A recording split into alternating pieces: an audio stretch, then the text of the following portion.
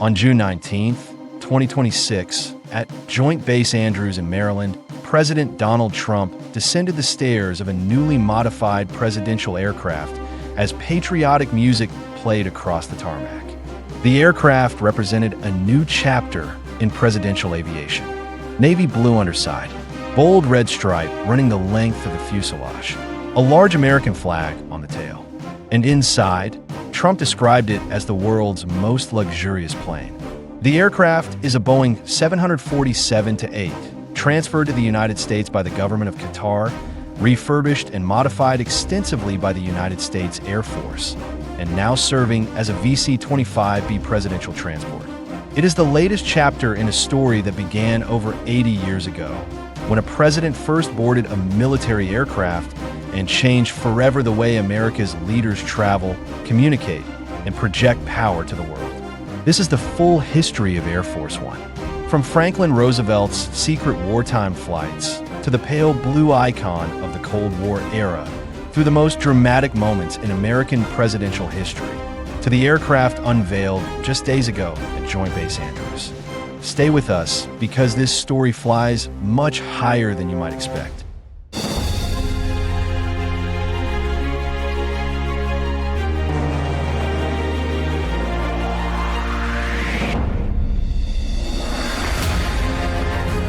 Another world, sky.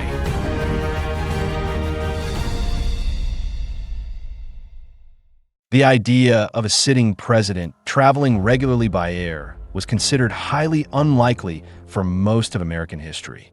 Presidents traveled by train. The railcar was secure, dignified, and reliable. Air travel, even by the 1940s, was still considered too unpredictable for the leader of the most powerful nation on Earth. Franklin Delano Roosevelt changed that, as he changed so many things out of pure wartime necessity. In January 1943, Roosevelt needed to travel to Casablanca, Morocco, for a secret meeting with Winston Churchill to plan Allied strategy for the remainder of World War II. A transatlantic sea voyage would take too long and expose the president to submarine attack. Air travel became the fastest and most practical option. Roosevelt became the first U.S. president to fly while serving in office. He traveled aboard Pan American's Boeing 314 Dixie Clipper as part of a complex, multi-stage journey, with stops in Trinidad, Brazil, and across the Atlantic to Africa. The flight was not without concern.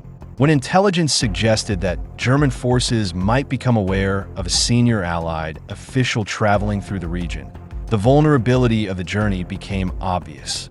The response was a dedicated presidential aircraft.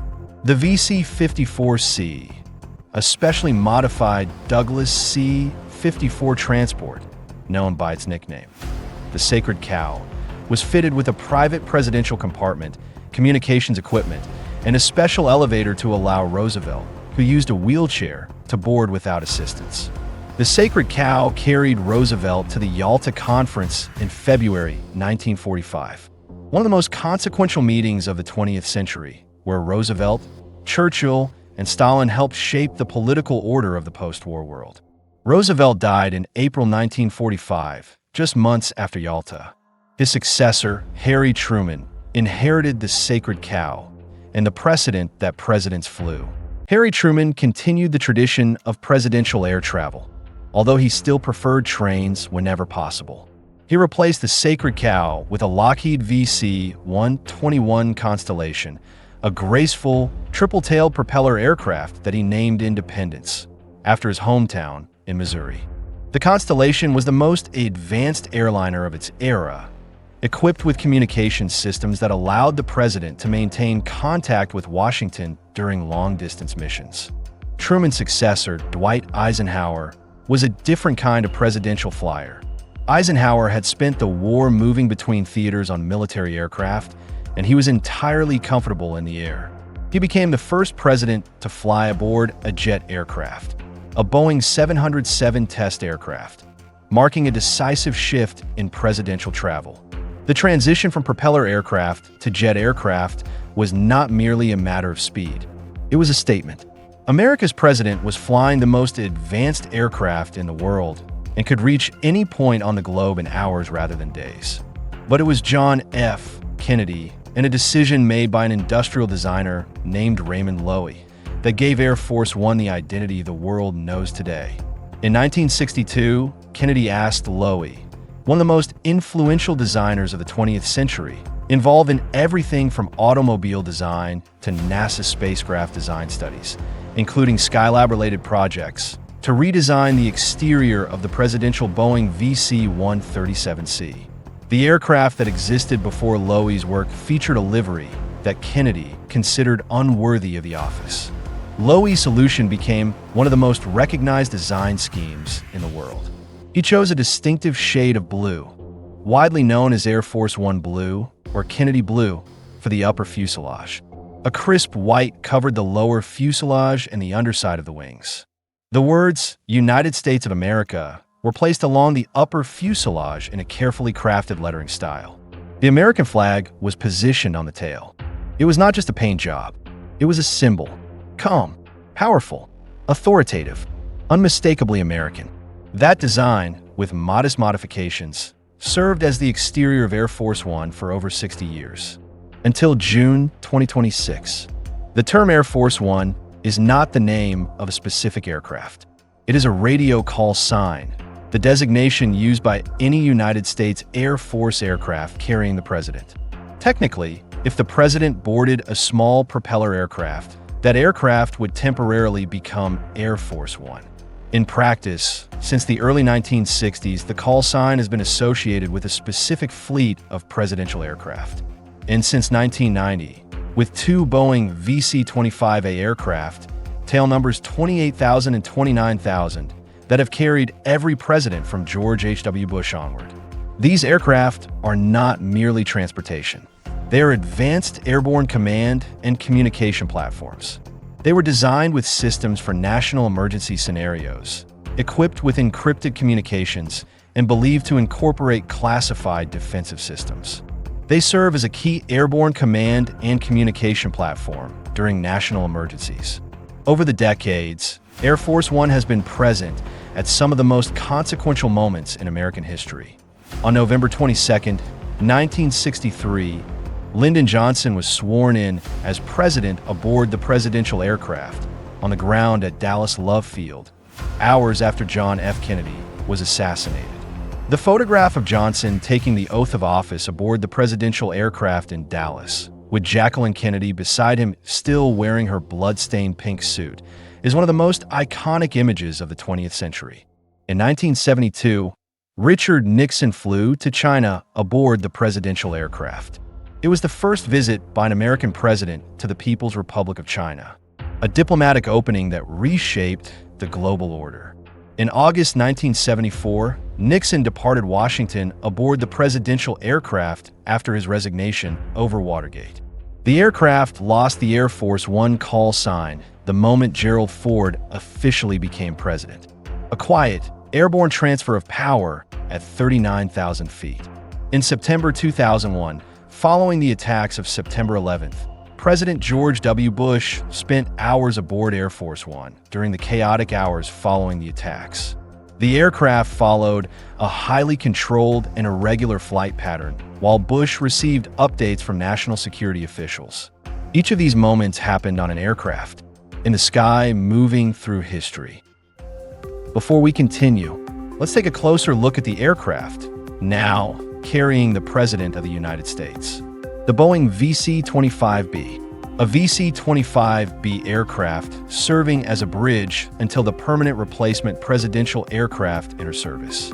Originally a Boeing 747-8, the largest and most advanced version of the 747 family, previously operated by Qatar's government aviation fleet and transferred to the United States in 2025. Length, 250 feet. Wingspan, 225 feet. Among the largest aircraft ever used as a presidential transport. Engines, 4 General Electric GE turbofans, among the most efficient and powerful commercial jet engines ever built. Maximum speed, approximately 614 miles per hour. Range, over 8,000 miles without refueling. The aircraft underwent extensive security and communications modifications by the United States Air Force before entering presidential service. Its exterior features a navy blue underside, a red stripe along the fuselage, and an American flag on the tail. A bold departure from the pale blue livery that defined Air Force One for over 60 years. Unveiled at Joint Base Andrews on June 19, 2026. It will serve until the two permanently designated VC-25Bs, currently being completed by Boeing, are delivered, expected sometime around 2028. Now, let's get back to our story. By the 2010s, it was clear that the two VC-25As were aging. The VC-25A is based on the Boeing 747-200B platform, a design that originated in the late 1960s. The aircraft themselves entered presidential service in 1990. Maintaining them was becoming increasingly complex and expensive, as many original components were no longer in production and had to be custom fabricated. Around 2013, the Air Force began studying replacement options. By 2015, the Boeing 747-8 had been selected as the new platform. Boeing was awarded a contract to develop and modify two new presidential aircraft, designated VC-25B. The program's estimated cost reached approximately $3.9 billion. This covered development, modifications, support, and infrastructure. What followed was one of the more complicated and delayed procurement programs in recent Air Force history. Costs escalated. Timelines slipped repeatedly. Boeing faced significant challenges across multiple programs, and the VC-25B was no exception. Problems in the supply chain, engineering changes, and the complexity of military modifications all contributed to the delays. What was supposed to be delivered by 2024 was pushed back again and again. The two permanently designated VC-25Bs are now expected sometime around 2028 at the earliest. In the meantime, the two aging VC-25 has continued in service.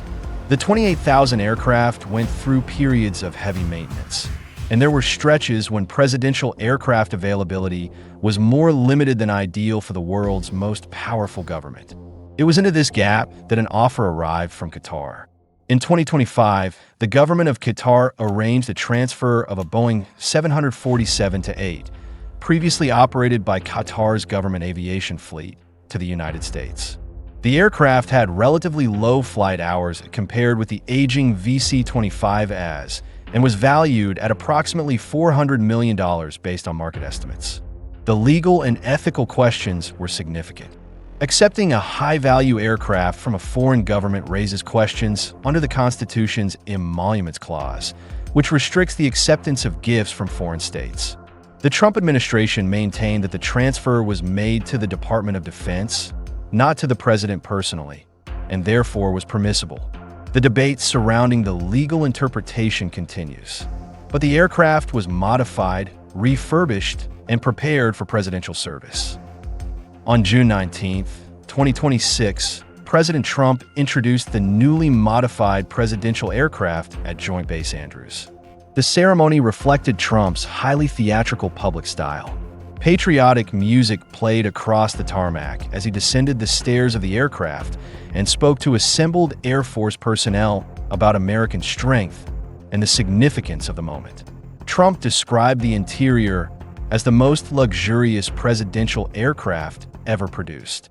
The exterior design had changed dramatically from the Kennedy-era livery that had defined Air Force One for 60 years.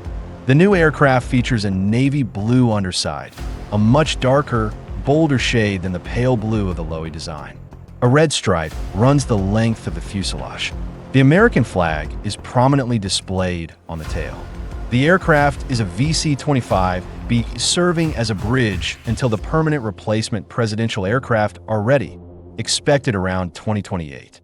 As for the two aging VC-25 as that have carried every president since 1990, their ultimate disposition will be determined by the Air Force in the years ahead. Presidential aircraft from earlier eras have found their way into museums, where they continue to tell the story of American aviation history. Whatever comes next, the Air Force One legacy has entered a new chapter. Air Force One is not just a presidential aircraft. It is, perhaps more than any other single object in American public life, a symbol of the presidency itself, a symbol of continuity, of power, and of the extraordinary reach of American influence in the modern world. When Air Force One lands at airports around the world, it announces something. It says that the President of the United States has arrived, and with him, one of the world's largest economies and most capable military forces. The design of the aircraft matters because symbols matter. Raymond Loewy's design was widely seen as communicating calm authority, purposeful, measured, unmistakably American. Whether Trump's bolder, darker design communicates a different message is a question each observer will answer for themselves. What is not in question is the history. From the sacred cow carrying Roosevelt to Yalta, to Johnson taking the oath of office aboard the presidential aircraft in Dallas, to Nixon landing in Beijing, to Bush aboard Air Force One during the chaotic hours following September 11th. These aircraft have been present when history turned. The aircraft, despite the debates surrounding its acquisition, now carries that same weight. Every aircraft that bears the designation Air Force One becomes part of that story, the story of America, moving through history at altitude. On June 19, 2026, at Joint Base Andrews, the Air Force One legacy entered a new chapter with a new presidential aircraft. It entered from a pair of aircraft that had carried presidents through the end of the Cold War, through September 11th, through 2 decades of American history that reshaped the world, to an aircraft that arrived through a transfer from the government of Qatar, an aircraft that raised questions and generated debates, and that will now carry the President of the United States to summits, diplomatic meetings, and countless other moments, large and small, that define American power in the world. The history of Air Force One is the history of the American presidency in the air. Cautious and improvised at first, then powerful and iconic, and now once again in transition. Some things about it will never change. Wherever it lands, the world pays attention. If you'd like to support this project, the link is in the description below. Subscribe if you want more stories like this one. We'll see you on the next flight.